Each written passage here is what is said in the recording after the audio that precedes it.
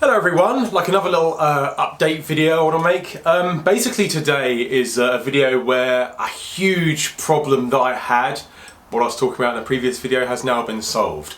I was looking for basically the classic Doom helmet. As I said before, they're super expensive to buy. Like if you go on eBay, you're looking at probably like, I don't know, it was like 200 and something to buy it for in America, and then you've got the postage and then you've got the customs charges to the UK.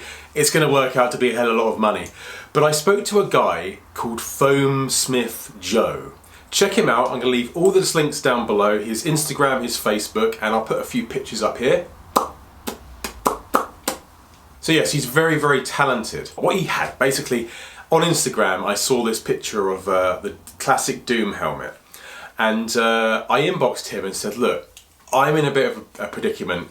Watch this previous video I did and it will explain better than I can do through text, basically. So he watched the video and he said, yeah, sure, you can borrow it for absolutely no reason. So I was like, well, you can't just let me borrow it for nothing. So I gave him my Doom Slayer helmet and some body armor that I bought but wasn't really right for the film. So I gave him that as kind of like an exchange, and then he said I could keep it, and I was like, what? You let me keep this for this film? I was going to give it back afterwards, but he said you can keep it, so that's mental. I probably will give it back to him in the end because like I'm not going to really need it after doing this, but I was so unbelievably grateful. But here it is. Look at that. Isn't that absolutely incredible? He wasn't actually too pleased with this. He was pleased with it, but he wants to remake it and make it better. I can't really see how you can make that any better. It's perfect in my eyes, and it fits great too. Check it out. I think that's an absolutely fantastic job. I'm going to do various shots of kind of like fire in the visor and stuff like that. I asked him if I can splat some blood on it and that sort of thing. He said that's absolutely fine, but I'm not sure if I've got the guts to do that. It's such a well-crafted thing, and it's super light as well, like ridiculously light. When he brought it out, I was expecting to sort of lug it home, but yeah, it's just made out of foam, so it's ridiculously light. The paint job as well. I mean, I'm bigging this guy up completely, but he deserves it because with talent like this, I have not got the talent to make something like this. And I'm so thankful there's people around like this that can do it. And I mean, look at that. Look at the dry brushing and the general detail on it. It's so good. I'm really pleased with it. So that's like a huge problem over with now.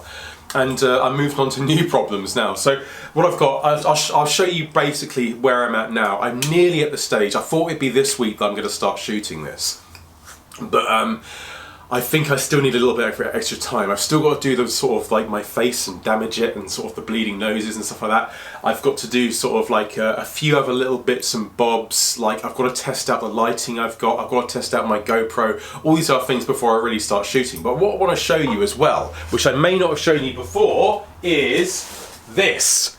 So you're familiar with the set I've got there, the large set, right, like that.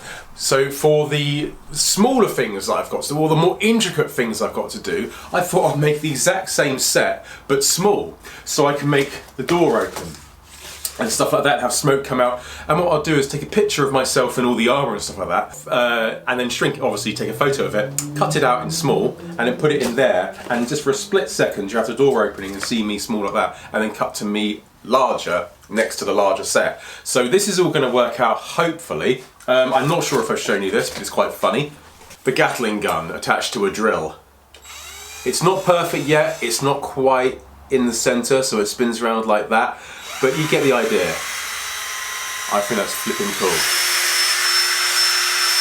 I think I showed that to you already, but anyway, that's where I am at the moment. I'm really enjoying this, but I had some friends over the weekend to see it, and they're like, this is going to take you 2 years to make, and I'm like, yes it is.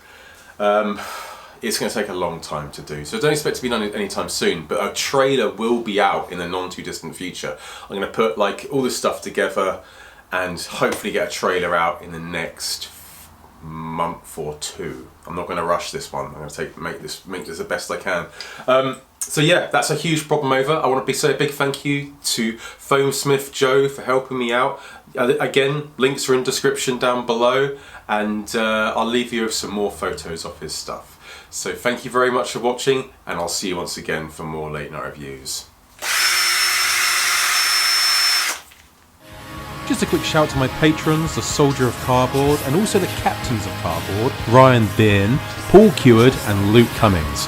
Thank you very much, guys. Also, if you want to join my Discord, there'll be a link in the description. And if you want to join my Patreon as well, there'll be a link in the description too. Thank you very much for watching.